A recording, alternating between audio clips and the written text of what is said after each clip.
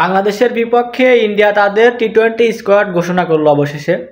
সেইখানে অবাক করার বিষয় হচ্ছে এখন যে টেস্ট দলটি খেলতেছে ইন্ডিয়ার, সেইখানকার কেউই নাই। বুমরা, গেল, রোহিত, বিরাট তো আগে থেকে টি-20 থেকে অবসর নিছে, কিন্তু অন্য যারা আছে তারা কেউই এই টি-20 স্কোয়াডে নাই। ইন্ডিয়ার যে টি-20 স্কোয়াড আছে তাদের ভিতরে নাম প্রকাশ করতেছি, তারা যারা আছে টি-20 স্কোয়াডে ইন্ডিয়ার টিমে।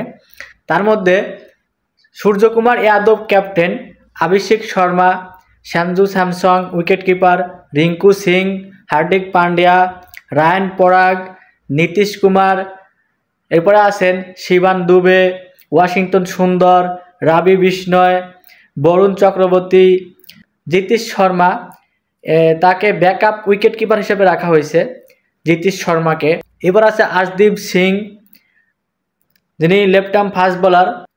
এরপর রয়েছেন হর্ষিত রানা, মায়াঙ্ক যাদব। এই হচ্ছে টি-20 স্কোয়াড ইন্ডিয়ার, যেখানে এখন যে ইন্ডিয়ার টেস্ট দলটি খেলতেছে, যেখানে রয়েছেন রোহিত শর্মা, শুভমান গিল, জাসপ্রীত বুমরা, এরপরে আরও যে কয়েকজন প্লেয়ার যা আছেন তাদের ভিতরে এখানে মানে এই টি-20 স্কোয়াডে কেউ নেই। বলতে পারেন ইন্ডিয়ার একটি দ্বিতীয় সারির টি-20 দল এখানে প্রকাশ করা হয়েছে, তাদের দ্বিতীয় সারির একটি দল তারা দিয়েছেন। বাংলাদেশের বিরুদ্ধে টি-20 স্কোয়াড তারা একটা দ্বিতীয় সারির দল দিয়েছেন, বলতে পারেন এইটাই। কারণ এখানে আপনারা দেখেন বড় বড় যেগুলো নাম আছে সেখানে তাদের মধ্যে রয়েছে শুধু সূর্যকুমার যাদব, রিঙ্কু সিং, যারা আর কি মোটামুটি রেগুলার ইন্ডিয়ান টিমে খেলে তাদের মধ্যে এই কয়েকজন আছেন। হার্দিক পান্ডিয়া, 2-3 জন ছাড়া আপনারা এখানে যারা আছেন তারা কিন্তু নর্মালি রেগুলার খেলেন না এই ইন্ডিয়ান টি-20 স্কোয়াডে। বলতে পারেন এখানে একটা দ্বিতীয় সারির টিমই ইন্ডিয়া প্রকাশ করছে।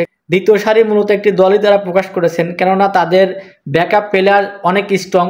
তাদের যে ব্যাকআপ প্লেয়ারগুলো আছে এগুলো মনে করেন যে কোনো একটা দেশের টিমের সমান। তারা যে টিমটা ঘোষণা করছে এগুলো মনে করেন ছোটোখাটো অন্য দেশের ন্যাশনাল টিমের সমান। সেই হিসাবে তারা তাদের টি-20 স্কোয়াডটা ঘোষণা করেছে বাংলাদেশের বিপক্ষে।